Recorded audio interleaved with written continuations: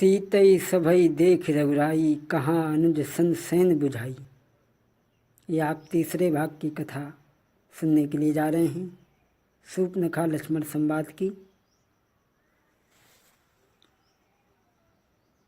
माता पार्वती ने भोले बाबा से यहाँ पर प्रश्न किया, महाराज सीता को डरा हुआ देखा तो भगवान ने लक्ष्मण की तरफ इशारा क्या किया। पार्वती कहने लगी, महाराज पार्वती बोली त्रिपुरारी, पार्वती बोली त्रिपुरारी, शंका प्रबल प्रचंड हमारे, शंका प्रबल प्रचंड हमारे। पार्वती बोली, महाराज शंका है। और भक्तों, जितनी भी रामायण में कथा हुई है, पार्वती के द्वारा किए गए प्रश्न और उनका उत्तर भोले बाबा ने दिया। पार्वती का एक ही प्रश्न नहीं है, बड़े अजीब प्रश्न हैं। एक बार तो ऐसा प्रश्न कर बैठी, कहने लगी, महाराज आप अमर हो और हमें बार बार मरना पड़ता है। हमने सुना है आपके पास में ऐसी बोटी है जिसे खाने से आदमी अमर हो जाता है, कभी मरता नहीं है। महाराज वो अमर कथा हमें भी सुना दो। ये बार बार मरना, बार बार पैदा होना अच्छा नहीं लगता महाराज। और ऐसा नहीं है हम एक बार मर जाएं दोबारा आपके पास नहीं आए, आना तो आप ही के पास पड़ता है। इसलिए महाराज आप अमर हो, मैं मर जाती, लेती जन्म दोबारा। इगो इगो का साथ है हमारा तुम्हारा, हमारा तुम्हारा। भगवान शंकर बोले, देवी आपकी बात पहेली मेरी समझ न आवे। मैं जब जब कहूँ कहानी, रानी तू सो जाती। अरे अमरनाथ में अमर कबूतर देते रहे हुंकारा। इगो इगो का साथ है हमारा तुम्हारा, हमारा तुम्हारा। भगवान शंकर कहने लगे, देवी मैं पहले ही कह चुका हूँ कि तुम सती हो। सत्य को धार चली तू, मात पिता घर जाए। अरे अमर, अरे हवन कुंड में कूद पड़ी तुम, छोड़ के साथ हमारा। इगो इगो का साथ है हमारा तुम्हारा, हमारा तुम्हारा। भगवान शंकर कहने लगे, देवी तुमने मेरा साथ छोड़ दिया, लेकिन मैंने तुम्हारा साथ नहीं छोड़ा। भस्म तेरी ले कर के अपने अंग रमाई। अरे तेरे मुंडों की माला अपने गले सजाई। तेरे मुंडों की माला अपने गले सजाई। भगवान शंकर जो सती के अंग को लेकर के भागे थे, वो अंग कहाँ कहाँ गिरे, जरा विचार करें भक्तों। अरे नैना गिर में नैन गिरे है, नाभि पूर्ण गिर धारा। इगो इगो का साथ है हमारा तुम्हारा, हमारा तुम्हारा। अरे आप अमर हो, मैं मर जाती, लेती जन्म दोबारा। इगो इगो का साथ है हमारा तुम्हारा, हमारा तुम्हारा। पार्वती कहने लगी, महाराज भगवान ने सीता को डरा हुआ देखा, इशारा क्या किया, और प्रभु हैं कैसे। मर्यादा पुरुषोत्तम रामा, विविधि परीत करही नहीं कामा। भगवान मर्यादा पुरुषोत्तम हैं, बिना नियम के कोई कार्य नहीं करते। लेकिन यहाँ पर प्रभु ने एक बात बड़ी ही विशेष है, वो कौन सी? अस्त्रहीन रिपु पर रघुराई। अगर भगवान का दुश्मन सामने खड़ा है, अगर उसके हाथ में अस्त्र नहीं है तो भगवान उस पर वार नहीं कर सकते। यही पार्वती का प्रश्न है। अस्त्रहीन रिपु पर रघुराई, कबहू सखई ना हाथ उठाई। सूप न खाय बला पर नारी, अस्त्रहीन क्यों बात विचारी। पार्वती कहने लगी, महाराज भगवान के इस समय हृदय में भाव क्या आया?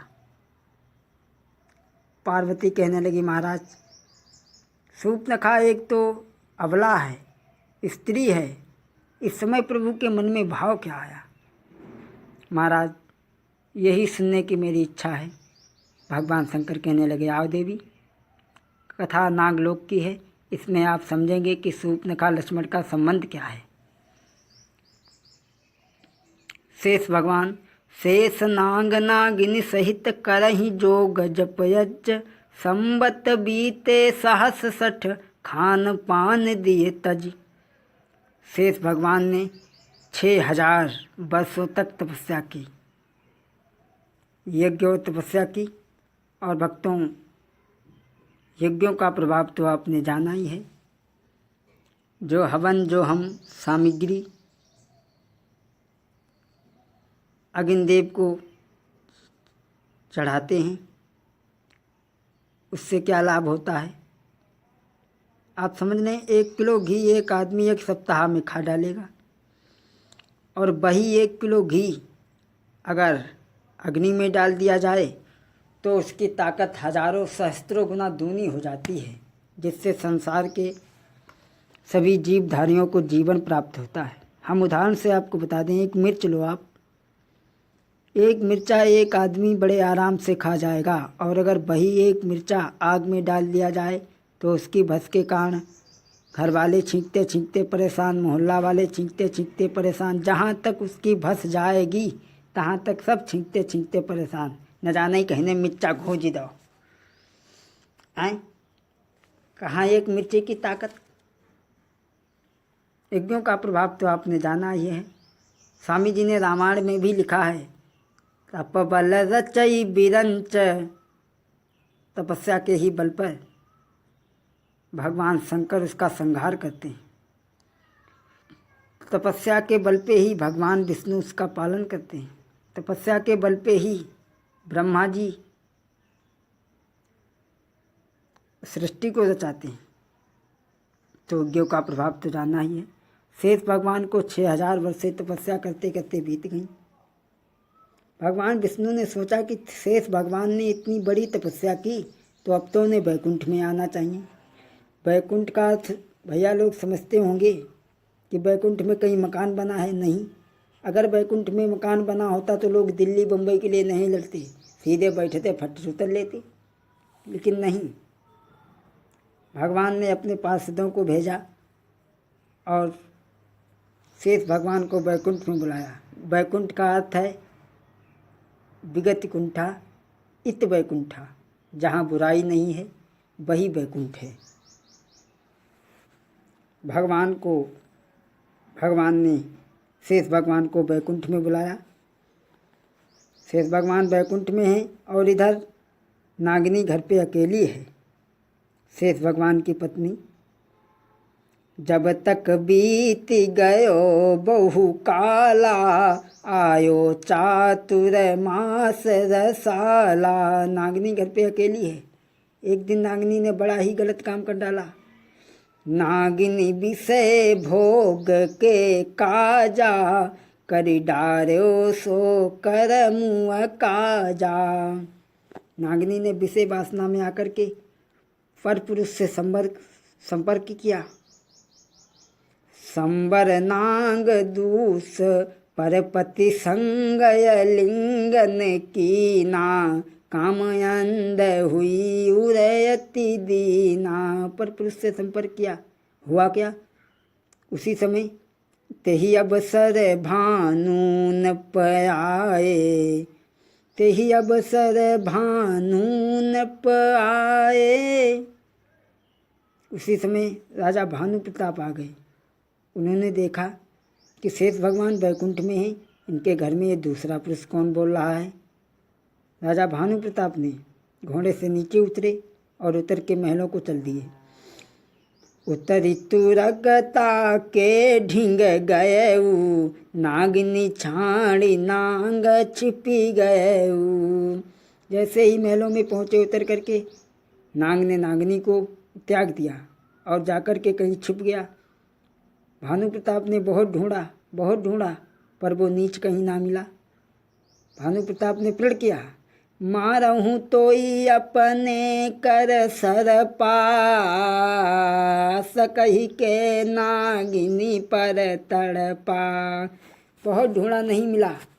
जब नहीं मिला तो घोड़े वाला चाबुक लेकर के हाथ में शेष की पत्नी को 4 कोड़े लगाए।